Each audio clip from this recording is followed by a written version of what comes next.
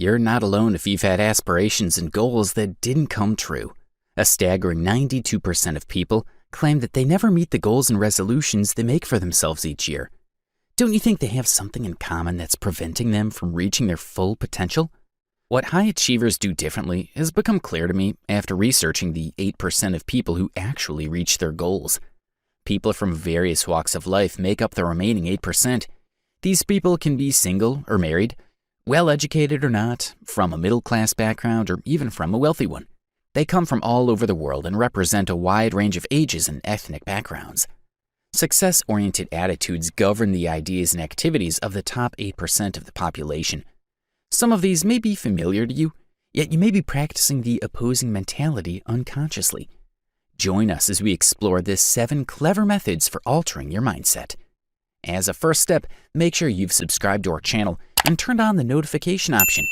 In the comments below, please share your thoughts on these 7 smart ways. So let's begin. For those of you who are joining us today, you should know that the best approach to identify whether or not you require a mindset adjustment is to answer the following question. Achieving your goals regularly and achieving your dreams. How are you doing? If you said yes, you'll see why if you keep watching. If you replied no, you'll realize how these ideas could transform your life. Number 1, recognize that your thinking needs to be adjusted. We've all had dreams and goals that didn't pan out the way we hoped. After a while, we start wondering whether there's something we can do differently when this keeps happening over and over. However, few of us take the time to examine our own thoughts as a starting point for change. We live in a society that places a high value on acquiring new talents and honing in on those we currently lack. This can lead us to believe that we need more education to reach our ambitions. In their quest for the magic skill set that'll make our lives easier, some people return to school, while others attend seminars and workshops or simply read self-help books. Do not misunderstand. I'm not discounting skills. Rather, I'm arguing that we should be re-examining our attitudes. The good news is that you don't have to spend a fortune and a lot of time learning a new skill to change your perspective. The first step is to admit that you need to work on your mentality. Now, don't get all riled up just now. We're only getting started. Keep an eye out for the next way to change your mindset. Number 2, identify your counter mindsets. What are counter mindsets? They're the ones that don't produce the results you want because they've been formed by previous experiences and emotional milestones. Self-doubt, limiting beliefs, and any other negative thoughts that stand in the way of your happiness are just a few examples.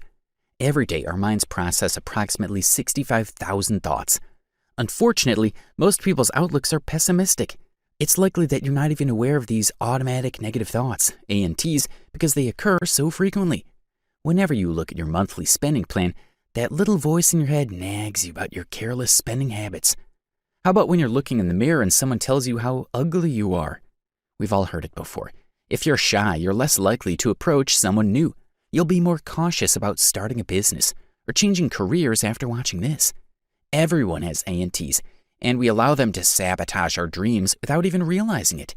Negative thoughts like, I can't achieve this, I'm not educated enough, I'm so overweight, and similar ones might make it difficult to maintain a positive outlook.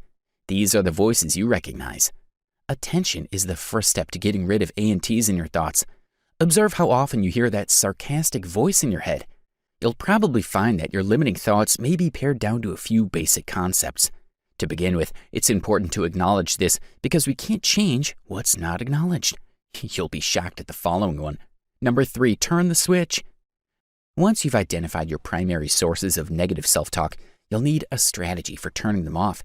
The most effective method I've found is what I term flipping the switch, which involves shifting focus from negative to positive thoughts. To put it another way, whenever you see yourself in the mirror, practice switching the switch. Say, you have a beautiful body, you're so bright, to yourself in the mirror. The if-then approach is another one that works for me. Once you've figured out when your ANTs tend to show up, you can use a mental strategy to help you get beyond them. One positive step in the correct direction is often all it takes to put an end to those ANTs. Make a list of if-then statements in advance to help you be prepared. Learning? Look at number 4. Number 4, understand why. You have to put in the effort to alter your thoughts because old habits are hard to break. Since many of our most destructive habits and counter mindsets were developed as children, and we've been doing things the same way ever since, this is especially difficult.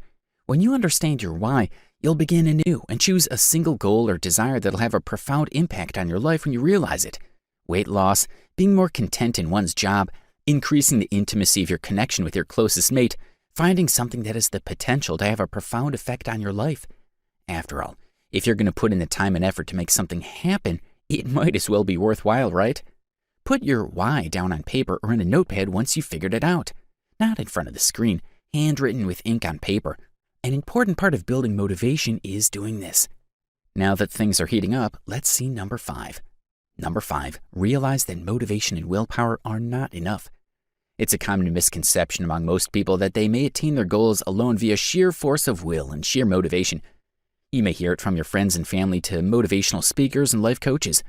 Step 4 might need you to jot down your major why, because that's the point at which motivation really takes hold. No matter how important a goal may seem, it can be difficult to keep yourself motivated.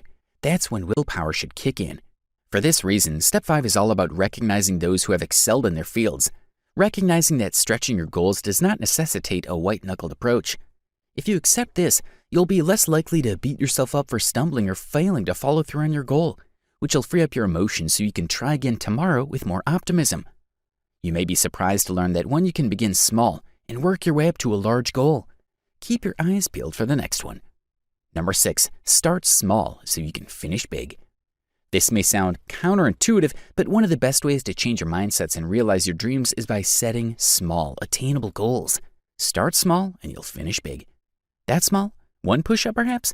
1 push-up a day is a small but doable step toward your larger aim of everyday exercise. Meditation or prayer for 1 minute a night might be all you need to lessen your stress levels. If you want to show your loved one more affection, you may set a mini goal of 1 additional hug or kiss. Each of these examples involves little to no effort or motivation. Despite this, each one is a step forward. Here's how it's done. If you feel like you can do more than your little goal, you can. Often you'll achieve more and feel better since you've exceeded your own expectations. Every day is a new day, and every day is an opportunity to learn something new. How can these seemingly insignificant ambitions have a significant impact on the world? Why do so many people fail to make a big difference? It's because they don't know how to start. Those in the top 8% in their fields are aware of this, but the majority of people never give it a shot, since they don't see the sense in starting so tiny. That's wrong. When you consistently meet your little goals, you'll begin to establish new thought habits that'll help you achieve your larger goals. Lastly, here's a technique to change your mindset on this week's show. Number 7, get comfortable with the F word. The methods I've discussed so far will help you go forward with confidence toward attaining more of your goals and objectives by making you more comfortable with the F word. It's important to remember that this will be a labor of love. To put it another way, high performers have no problem admitting when they have failed. A lot of individuals give up when they hit a brick wall. High performers understand that the only way to fail is to give up trying. That's why they're prepared for setbacks and the possibility of failure. They're different from the other 92% in that they mentally prepare themselves for failure. They're not scared or discouraged because they've seen it coming. When things don't go as planned, they obtain feedback and change their strategy.